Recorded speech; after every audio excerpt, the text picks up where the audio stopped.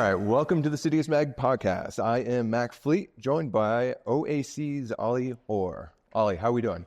We're good, thanks. Thanks for having me. Yeah. How are we feeling after that workout this morning? Yeah, it felt pretty good actually. Dathan kind of ran off. I didn't get to get the TLC afterwards, but me and Yard felt pretty happy about it. So we're in a good place right now. It's talking to everyone today. It's a little bit of a team consensus that sometimes Yard falls off the back a little bit on some threshold or easy run stuff. Yeah, he's not a fan of threshold, Yard. He can definitely do it. He's definitely fit enough to do it, but I respect the game of not enjoying it and then getting into the faster, quicker stuff. You can watch him. He probably has the same cadence when he runs a 56 that he does running a 74. So as I say, he looked very bored. Yeah. Oh yeah, he was bored out there, so we were trying to have a chat. We're trying to spice it up. But he was excited to have me back. He's 10 feet behind you. Yeah. Well, he kind of got annoyed, but because I started running the actual pace of the reps that we were prescribed, and he was annoyed about that. But I got to try and catch up here. So. All right. It was fun to watch. All right, so you had a good workout this morning. We're 2 weeks away from Australian Championships. Where are we in this comeback? We're in a good spot. It's interesting because my last race, like I was talking about today, my last race was in Oslo. It was probably the fastest 1500 of my career, one of the best races of my career, but I was so upset because I knew I was pretty injured. And I think from that reflection of I had this mentality of oh, I'll be fine. I can run through anything. I'd never been injured in my career, and then dealing with a very serious injury definitely gave me a lot of good reflection, but it also showed me different aspects of the team that I'm currently in. A lot of the athletes here have dealt with injuries like that, so hearing their experiences as well as their support throughout a difficult journey that I just started from Oslo was very comforting. But I knew it was going to be a challenge. So then getting to where I am now, I did deal with another injury coming back a bit too hard, a bit too fast. My swimming thankfully got me in a really good shape, but my legs were not there. But yeah, I'm in a really good place right now. I'd say I'm 85%. I would say 85% is I think a good number. But 100% for me is and I'm sure Yard and Mario and all the other teammates and George would say 100% is when you go out and you win against the best in the world. So 85% for me is in a good place. So I feel right now I'm definitely in the best possible position going into my Australian champs. You were talking about your teammates' experience with injuries. Has Dathan given any sort of advice, given his own history with injuries throughout his career? He definitely told me it was going to be much more of a mental battle than a physical one. The crazy thing for me personally was when I posted about it on social media, it was difficult. I was literally leaving the next day after having the MRI, after not running London Diamond League. And I got messages from Will Lear, Nick Willis, a lot of runners that I look up to, saying that they've had similar injuries or similar situations. And then they've had these results afterwards. You just have to trust that there's a journey there and a process for it. So that was very comforting to have. Having George, particularly at that time, we were rooming together and we shared an emotional goodbye, and George then went to get fifth at Worlds. So it was a pretty special moment to see his journey with it, because when I popped off with the OAC, I remember I ran New York and I ran 332. George had a sacral issue, and then I got a sacral issue later. But just the funny ways of the journeys of the sport, where George is now in probably one of the best shapes he's been in. He's got consistent training in. He's now definitely proving his mark on the world, and I feel it's cool to see those journeys in different places. So for me, it's just about, this is my journey of learning through the injuries. So it was a tough pill to swallow, but the support there from Dathan as well, saying you need a mental break. You're going home to Australia. You're going to cross train there, and you're going to try not to watch too much track, but just get back into getting your body to heal, to recover, and then we're going to get you back to going to where you should be. So he was great with that, and definitely with the mental side of it, because I think the physical thing wasn't that difficult. It's you can't do anything. It's out of your control. But the mental aspect is it's sitting in the back of your head. And, watching Josh Kerr win Worlds is never fun when you've beaten him. And as well as Jake. But, it's great to see, people's journeys in the sport and where they end up and what they do, because it's not as consistent as people think, which is a cool thing. George was talking about, 2 years ago, he thought he was going to make this leap, and it just didn't happen, had some injuries. And, he's at where he is now. He just won Indoor Worlds. How, from you as a spectator, a teammate, how enjoyable was that watching? It's just so satisfying. It's like reading a good book, you know, and you get to the climax and you don't know what's going to happen next, and you try not to cheat and look at the next page. But Morgan and I have had a lot of discussions about it, and we kind of called it.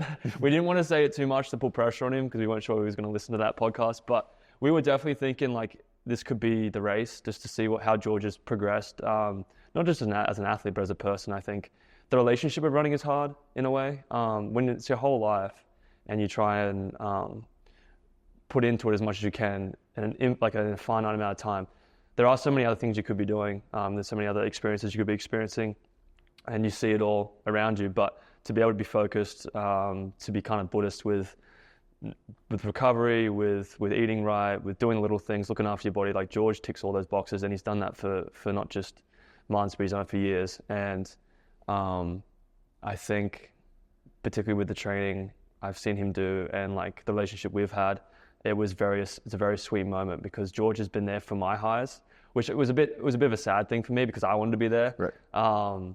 And experience it, even though he would have beaten me, obviously, because he would have won. But he was there for my highs. When I won Com Games, he was there. After my disappointment at Eugene, he was there for like a lot of my top races.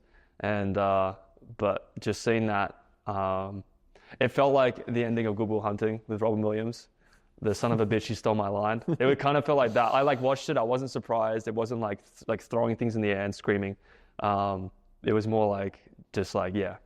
I just knew. We just knew. And Morgan was the same. We got to practice like that afternoon. We had actually a hard workout. And Morgan and I looked at each other and goes, "Do you know George just won world champs?" He's like, "Oh yeah, I didn't really know that." Yeah. And we were dicking around with it at practice. So it's nice to see that hard work pay off. And Geordie's had probably the longest journey on the team as an OG with dealing with the adversity. And it just shows you that if you keep putting the garlic bread in the oven, you're going to get a good result. So, and he's been doing that for years. So I'm very, very proud of him. And this is just the beginning. I was joking with him that his classic Geordie finish. He's textbook George. Yeah, textbook George. Sorry, yeah. He's completely validated it. Yeah. No one can tell him to stop doing that anymore. Even if it frustrates Dathan or anybody else. He's a world champion. He's a world champion from it. I mean, like, his parents get frustrated with it. I mean, I know I talked to his dad, Simon, and he just says, "Why I can't do a Kiwi accent. I'm not going to do it." But he's like, "Why can't George just run? Like, he obviously can run and win races. Why can't he just do it and not give us heart attacks and panic attacks?" And it's like, I mean, if you ever speak to George about sport, George is not a big fan of time trials. He's not a big fan of running from the front. He's a fan of excitement, of showmanship. And you watch those races at Penn. You watch a lot of the races, and particularly an interesting one at NCAA Champs in the mile indoors. Those races are all about like just pure excitement and obviously measuring yourself well in a race. George is a perfectionist at that. And it was interesting because Yared was also very excited to see George win that, because he did not want another American having a world championship before him. So having George win that as a teammate, we were all very, very excited about it. Describe the Australian Olympic 1500 meter picture right now, and I asked Morgan about the surge of Australian running right now and sort of how special that whole thing is. But describe just the 1500 meter picture right now, and sort of where are you in the mix of it as of, I guess, today? Because like knowing the Australian selection process, it might be different in weeks, months. Yeah. No, it's an interesting situation for sure. I mean, like a couple of years ago, if I had run as well as I have, even with that injury, 3:29 Australian record, Commonwealth Games champ, although that kind of resume, like I wouldn't really have much pressure on me going into this this national championships. Unfortunately, I don't have the standard because that race was 2 weeks before. Brutal. Yeah, so I don't have the standard for it. I have the standard for other things, but not for that. But it is insane, but it's also very exciting for our sport. Like, you can't deny, obviously we're all selfish and we all want to win and be the best, but you can't deny how great it is for my country's sport, particularly in 1500 meter running. It's insane right now. We have a 17-year-old who's a sensation, breaking all these world records for his age groups and running 3:33. He's an incredible athlete, and he reaches out now and then. Like, he's a fan of the sport and a fan of like seeing what the sport has created in this type of running, because the 1500 has changed from 3:36 to being like kind of quick to now not being quick compared to 3:33 333 is the new 336, really. So, and then you have so many other names that I'm going to forget, but Stewie is like pretty much my main focus with it. He's like an incredible, talented athlete and person. So when you race against someone that really has ticked every box, it's a very challenging thing. But I'm very confident with where I'm at, particularly since, and not to swell my head, but I did run 329 on an osseous pubis injury. So like I felt that like there was more for me that season, even if I was dealing with an injury, and that gives me confidence that I have the ability to execute races and run fast. And I think I'll be as competitive as I possibly can. Like Dathan and I wouldn't go to the Australian trials. We'd probably get an exemption if I wasn't ready for it, because it would just hinder my process for selection. And like the plan is to go and win it. And if we win it, then we go and we run a couple of Diamond Leagues, and we cement ourselves back to where I was, which was crazy to think about. I was a top 3 average performer in the Diamond League. So that was like something that we want to get back into. But it is going to be tough. It's going to be challenging. Like I don't know what to expect. I've seen them like race a lot. I know Jai Edwards is back running well, and he's an incredible athlete. He made the Olympic team 3 years ago, and Cameron Myers, an upcoming star. Jack Anstey's been running well with UA. There's going to be names that I missed as well. But I think I'm ready for it. I think I'm excited for it. And also I have a lot of self-hatred and anger and adrenaline kicking in for this race. And I know it's just the beginning of my season, regardless of how it goes, because I know it's not similar to selection with the US, whereas top 3, bang, you have the standard or not, you kind of go, except for the 10K, that might be a bit weird, I guess. But with this, it's just about proving where I belong in Australian running, and I have to back myself thinking like I am the record holder in the event, and I should act like it and should train like it, which I feel like we've been training smart and been training well the past few months, and it's given me, I've had from little confidence to a lot of confidence in the past probably 6 weeks, so that's been exciting. And then like just going back to a national championship with Morgan, I think the last time we were in Adelaide we were maybe 14 running cross country, and I remember watching him win that race, and I got second in my age group. So it's a cool experience to be able to go back with a guy that you've seen his journey and seen my journey with it. So, but I'm ready for it. How excited are you to race in front of that crowd? Very excited. Very excited. I love running it with Aussies, and it's a rarity. I did the World Cross Champs there, and that was an incredible experience, particularly with the young kids. I feel like particularly where Australia is located geographically, we're a tough country to come and compete and race at. And Murray Plan Me was exceptional this year as well as it was last year. We're lucky to have Fred Curley. This year we had Jake Whiteman and a few other amazing stars come in for it. But we're a very good track and field nation, and we're building it. Our field like is very strong. Nina is crushing it, as well as Kelsey, and then Curtis, and then so we want to implement a lot of good stuff on the track as well, and we have the athletes for it. So it's going to be a crazy meet. The hype around Australian distance running and mid-distance running is just continuing to build. So yeah, I think it's one of the best fan bases in the world. That photo last year of Curly surrounded by 1,000 kids, I think was like one of the most special. I asked him about it too, because we were getting drug tested together with Rowan Browning, who's actually went to high school with, who we ran against. And I said, Fred, what do you think? And he says, I'll be back. And I said, good, because like those kids will remember that. And we love our sport in Australia, and swimming dominates a lot of the headlines and the news, and they're kind of the celebrities in our kind of world. But track and field's coming, and it's building, and it's becoming great. And I have to give their hats off to it, because I know George is in the room. New Zealand is also doing extremely well in track and field, as you could see by the indoor results. So the Oceania kind of environment for athletics is incredible, and to be a part of that age, I think will be cool, because if you look back on it, you'd be like, that was cool to be a part of something that's growing and something that's building, that gives kids inspiration and hope that a sport that is kind of hard to stick with is possible. Yeah. Let's talk about the 15 internationally right now. How have you seen it evolve over the last couple of years? And what have been the most, I guess, challenging things to adjust to? Yeah. I feel like redemption's a big thing in the 1500. You look at, for me, like my kind of debut with running in the international field was during a COVID year. And I remember going into the final at the Olympics in Tokyo, and Jake Whiteman had just won the semi, and he looked incredible. And I'm thinking, this guy's going to win a medal. He doesn't. He gets 10th. And I remember that walk back because I was disappointed in my race, and he was definitely disappointed because I think it was like he was there. It was his moment. And he just like kind of kept saying, I don't know what went wrong. I don't know what went wrong. And then goes into World Champs in Eugene and wins. And then you have Kerr, didn't do great at the Commonwealth Games. Kind of ran, but has always run solid at championship racing, but definitely didn't do what he wanted to do at comms. Has some issues with things that he's openly talked about. Goes and wins Budapest. Like, I think redemption's a big arc in middle distance running. Well, in 1500 running in particular, I think there's a lot of athletes that keep showing up, keep turning up, and they keep changing what they can. But they also focus on the main thing is that I think with this field is that you've got to be able to run fast, but you've got to be able to kick off a fast pace. And Jakob has changed the game. And like, you have to give him credit. He's been extremely good for the sport, extremely good for the sport. And he's made us all better in our own ways. He's kind of created this environment of like, people aren't afraid to run fast. And I remember early on in my career with the 1500 domestically in the US, there were issues with a lot of Americans not going with it.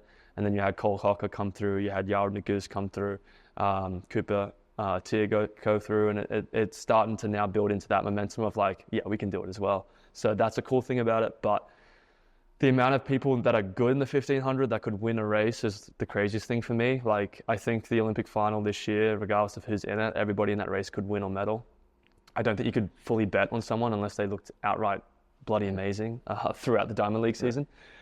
But my experience with it is that you just have to be able to handle the highs and lows and keep turning up, keep getting into the line. And that's what I've experienced. Like, my last 2023 year to 2022 year, like, the races and the people that I started to compete against, it was all kind of blurring together in the sense of not personalities, but types of races. Mm-hmm. There was always the same kind of race that would win a certain race. Like, I think Worlds is very similar. Yeah. And I know Jake talked about that in commentary, but I think that's the one thing is just keep turning up, keep learning about yourself as an athlete and believing that you can do it. So in my I have a little book that I write things in. I have it in the front page is that for me, 2024 is the year of belief.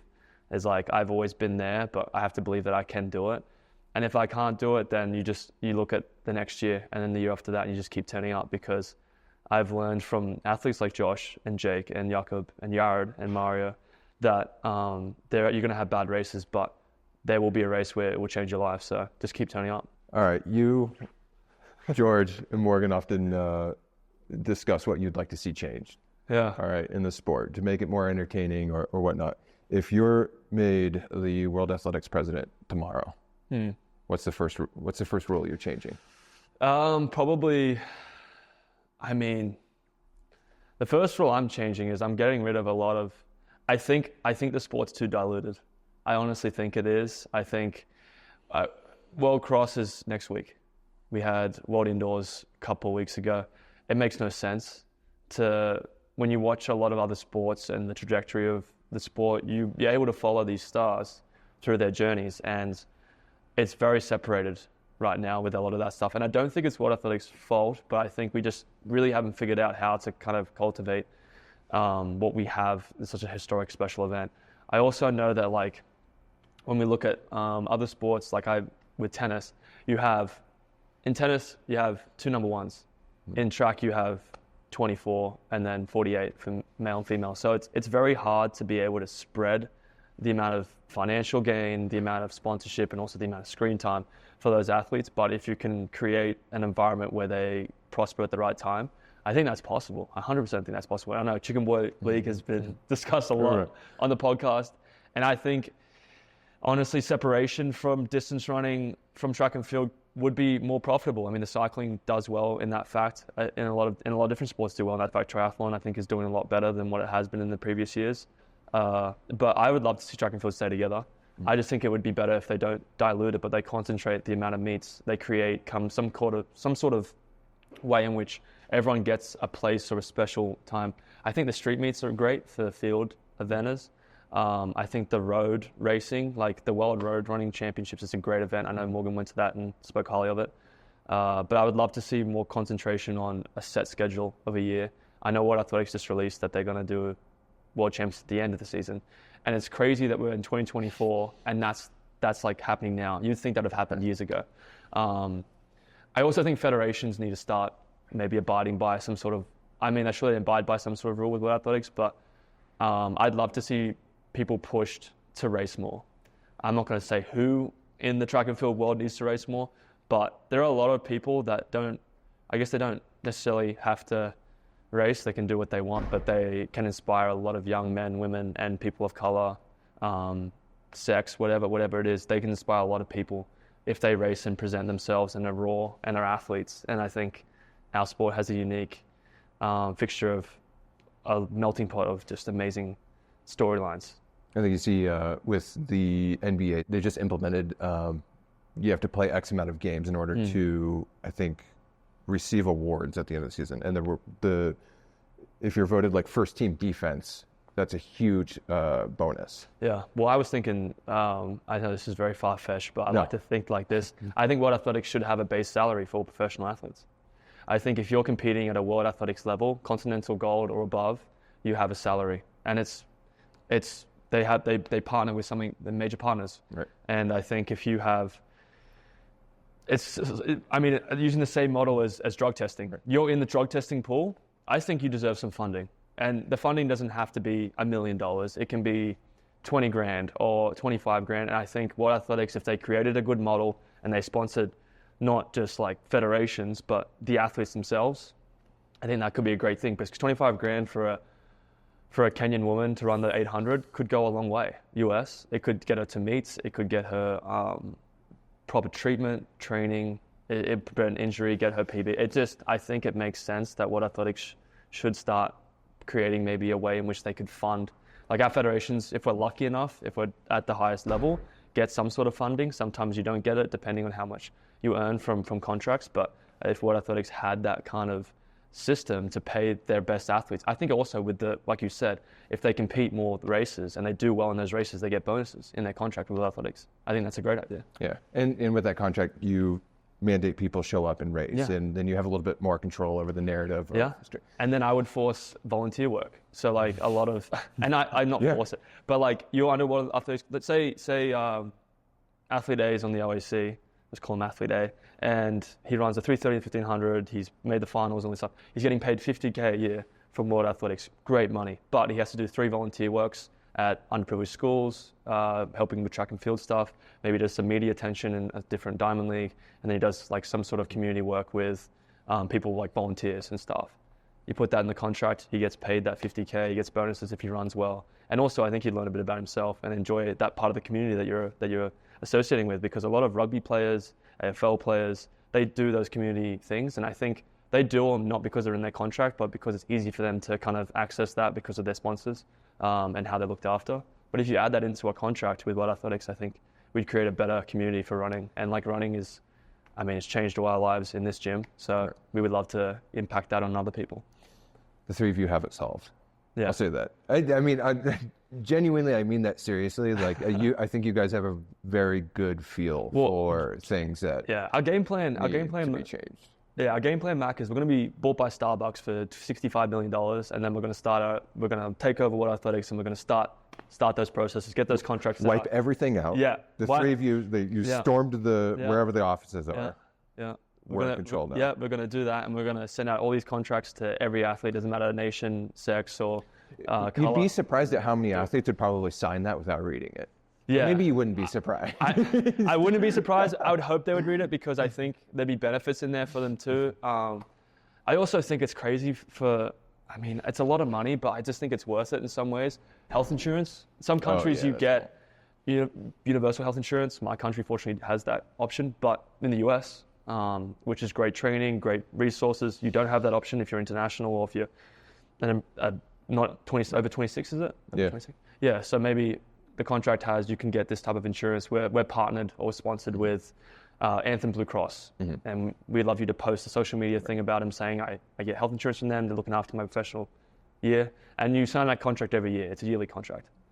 I think that would be cool. Like, it's not a 4-year deal where like this athlete doesn't run anymore, he's getting paid $50K, kind of sucks. It's every year. It gets renegotiated. One of our joke business models is buy an MRI machine and move it to Flagstaff and just rent it out. Honestly, that's a brilliant idea. You'd make.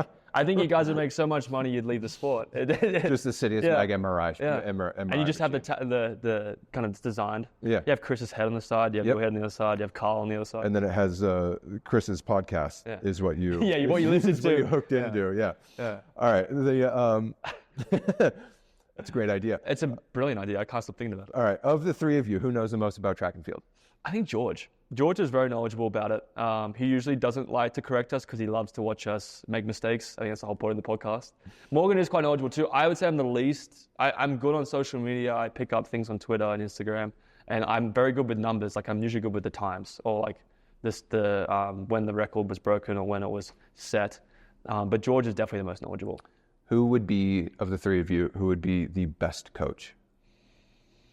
Oh, that's a good question.